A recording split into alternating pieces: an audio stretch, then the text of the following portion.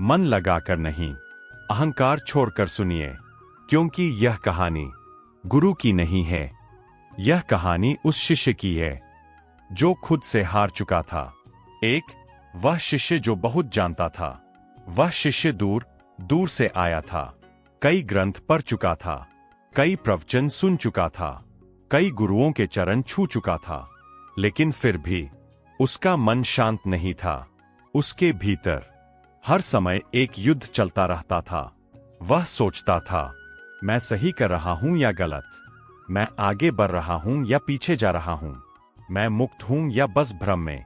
ज्ञान बहुत था, लेकिन शांति नहीं थी। 2 गुरु का आश्रम। पहाड़ों के बीच एक छोटा सा आश्रम था। न कोई घंटी, न कोई प्रवचन, बस एक बूढ़ा गुरु जो अधिकतर चुप रहते थे। लोग कहते थे, वह गुरु कुछ सिखाते नहीं, बस बैठते हैं। शिष्य को यही अजीब लगा। 3 पहला दिन शब्दों की भूख। शिष्य ने गुरु के चरण छुए और तुरंत पूछ बैठा, गुरुदेव, मन को कैसे शांत करूं? गुरु ने आंखें उठाकर देखा, कुछ नहीं बोले। शिष्य असहज हो गया। उसने फिर पूछा, मैं बहुत सोचता हूं, कृपया कोई उपाय बताइए। गुरु मुस्कुराए, फिर भी चुप। 4 अपमान का अनुभव। शिष्य के भीतर क्रोध उठा, मैं इतनी दूर से आया हूं और गुरु कुछ बोल ही नहीं रहे। उसने सोचा, शायद ये गुरु नहीं है, शायद समय बर्बाद कर रहा हूं। और यही पहला पाठ था, अहंकार को चोट। 5 मौन की पहली रात। गुरु ने बस इतना कहा, यहां रहो। न ध्यान बताया, न साधना। रात आई, शिष्य सो नहीं पाया। मन चिल्लाता रहा, यह क्या जगह है, यहां तो कुछ हो ही नहीं रहा। 6 दूसरा दिन काम। सुबह गुरु ने कहा, कुएं से पानी भर लाओ। शिष्य चौंका, मैं ज्ञान के लिए आया हूं, मजदूरी के लिए नहीं। लेकिन फिर भी वह गया।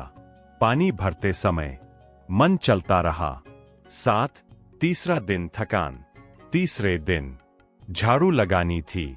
चौथे दिन बर्तन धोने थे। गुरु अब भी कुछ नहीं सिखा रहे थे। शिष्य भीतर से टूटने लगा। 8 पहला टूटना।